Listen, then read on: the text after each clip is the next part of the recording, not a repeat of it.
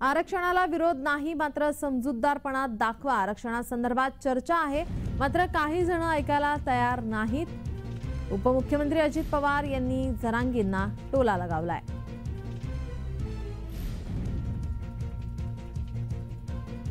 उपमुख्यमंत्री अजित पवार यांचं वक्तव्य समोर येते। जरांगेंना त्यांनी टोला लगावलाय। आरक्षणाला विरोध नाही, मात्र समजूतदारपणा दाखवा। आरक्षणासंदर्भात चर्चा करूया। चर्चा सध्या सुरू आहे, मात्र काही जण ऐकायला तयार नाहीत असं म्हणत उपमुख्यमंत्री अजित पवार यांनी जरांगे यांना टोला लगावलाय।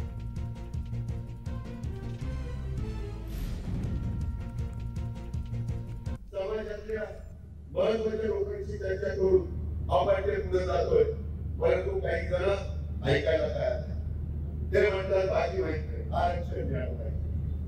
आरक्षणाला कुणाचाच विरोध नाही। भारताचे आरक्षण देत असताना आजपर्यंत ज्यांना 52% आणि इकॉनॉमिक रिकन्स्ट्रक्शनला 10% असं 62% आरक्षण मिळालेले आहे, त्या आरक्षणाला धक्का न लागता आरक्षण द्यायला कुठल्याही व्यक्तीचा, कुठल्याही राजकीय नेत्यांचा विरोध असण्याचं काही कारण नाही। पण त्याच्यात समजूतदारपणा हा दाखवला गेला पाहिजे।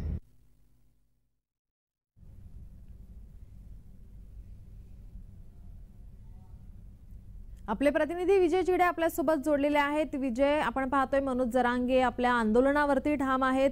काहीही पर्याय नाहीये, सरकार ऐकायला तयार नाही असं सांगण्यात येते त्यांच्याकडून। काय अधिकची माहिती आता मनोज जरांगे किती वेळात निघणार आहेत?